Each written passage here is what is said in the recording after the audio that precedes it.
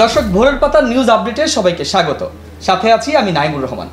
আজকের সংবাদের কিছু উল্লেখযোগ্য শিরোনাম নিয়ে আপনাদের সামনে আলোচনা করব। আমার সাথে রয়েছেন ভোরের পাতার ক্রাইম রিপোর্টার নুরুল ইসলাম খান। নুরুল, আজকে যে বিষয়টি নিয়ে আমরা কথা বলতে চাই সেটি হচ্ছে যে আমরা যতটুকু জানি যে দীর্ঘ একটি গরমের পর কিন্তু রাজধানীতে বৃষ্টি হয়েছে, অর্থাৎ বৃষ্টি সকাল থেকেই হয়েছে। আপনি আসলে এই বৃষ্টির বিষয়ে কতটুকু জানেন? বৃষ্টি তো খুব মুষলধারে বৃষ্টি, এক কথায় পুরো ঢাকা মনে হয় যে বন্যায় রূপান্তরিত হয়েছে। রোডঘাট একদম তলিয়ে গেছে। যারা যান চলাচল করছে এবং যারা প্রয়োজনে অফিসে যাচ্ছে তাদের কিন্তু বেশ ভোগান্তিতে পড়তে হচ্ছে। এটা শুধু এখনকারই সমস্যা তা নয়, এটা বিগত অনেক দিন ধরেই কিন্তু এই সমস্যাটা রয়েছে। বিগত সরকার, শেখ হাসিনা সরকার থাকা অবস্থায় কিন্তু এ নিয়ে কিন্তু বারংবার রিপোর্ট হয়েছে এবং এটার সমাধানে কিন্তু অনেকবার পদক্ষেপও কিন্তু দেওয়া হয়েছিল, কিন্তু সমাধান আমরা দেখিনি। তারই ফল আসলে রাজধানীবাসী ভোগ করছে।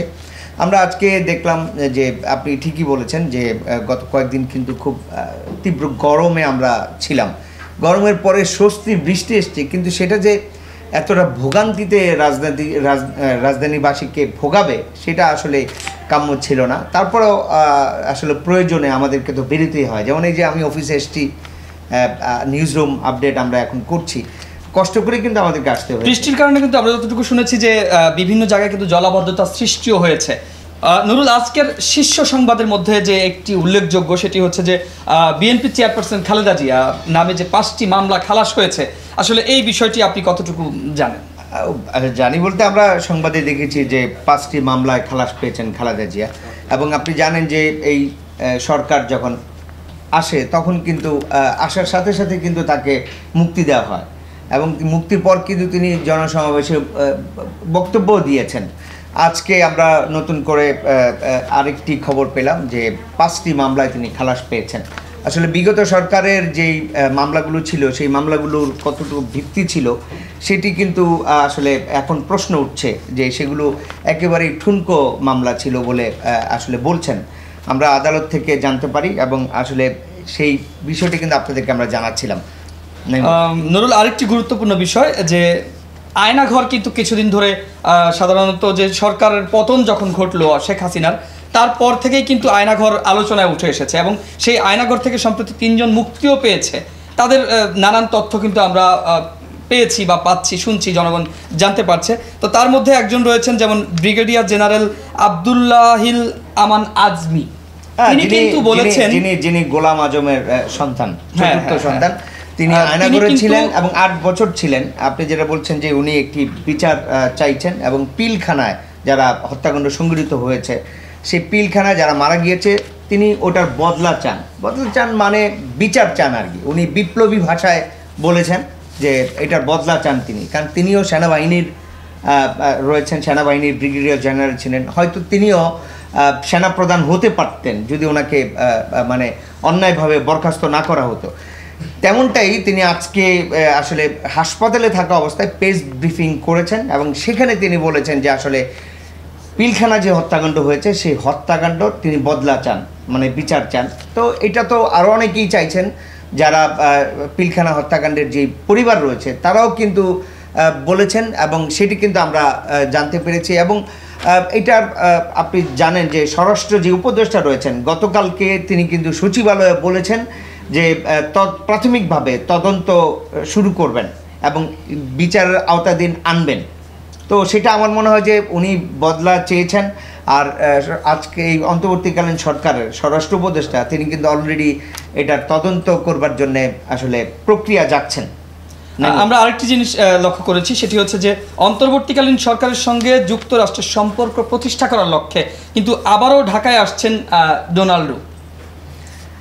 হ্যাঁ, এটা আসলে আমরা আপনার মতোই জেনেছি এবং এটা আমরা দর্শকদের উদ্দেশ্যে জানাতে চাই যে তিনি আবার আসছেন ঢাকায়। রাজনৈতিক যে একটি অবস্থা রয়েছে, আমেরিকার সাথে যে একটি বাংলাদেশের যে বন্ধুত্বপূর্ণ সম্পর্ক সেটি জোরদার করবার জন্যই হয়তো তিনি আবার ফের আমেরিকা মনে করেছে, মার্কিন মনে করেছে তাকে আবার বাংলাদেশে আসা প্রয়োজন, সেটি আমরা দেখেছি। তো আমার মনে হয় যে এটা বাংলাদেশ আগামী মুহূর্তে যে নির্বাচন হবে সেটি সুষ্ঠু নিরপেক্ষ একটি নির্বাচন যেন হয়, যেটি অভিযোগ করছে রাজনৈতিক দলগুলো যে তারা বিগত 16 বছর কোনো ধরনের আসলে গণতন্ত্র যেই রয়েছে সেরকম আভাস পাচ্ছেন না, যে অভিযোগটি রাজনৈতিক দলগুলো করছে, হয়তো এবার অনেকটা হয়তো নিরপেক্ষ এবং গণতান্ত্রিক যে ভোটাধিকার সেটা হয়তো প্রয়োগ করতে পারবে আমাদের দেশের জনগণ।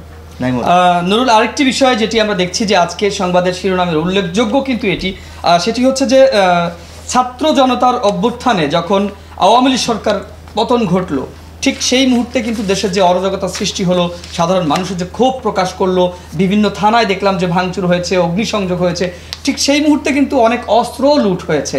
সেই লুট হওয়া অস্ত্র জমা দেওয়ার কিন্তু আজ যতটুকু জানি যে আমরা শেষ দিন, এবং আগামীকাল থেকে কিন্তু যৌথ অভিযানে নামবে প্রশাসন। হ্যাঁ, যৌথ অভিযানে অবশ্যই এই অস্ত্রগুলো তো উদ্ধার করা প্রয়োজন।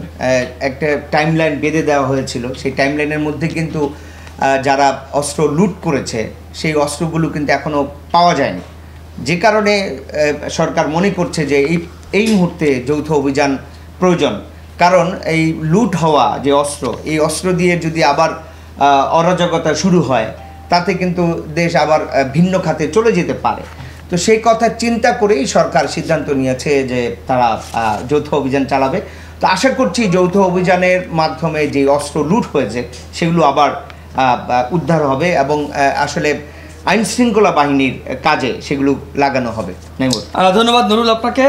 দর্শক, প্রতিদিনের মতো আজকেও নুরুল ইসলাম খান আমাদের সঙ্গে যুক্ত হয়ে জানাচ্ছিলেন সংবাদের উল্লেখযোগ্য কিছু শিরোনাম। তো আজকের মতো এ পর্যন্তই। আবারও আসবো আমরা নতুন কোনো সংবাদের শিরোনামকে আপনাদের সামনে উপস্থাপন করার জন্য। ততক্ষণ সবাই সুস্থ থাকবেন, ভালো থাকবেন, আর হ্যাঁ, ভোরের পাতার সাথেই থাকবেন।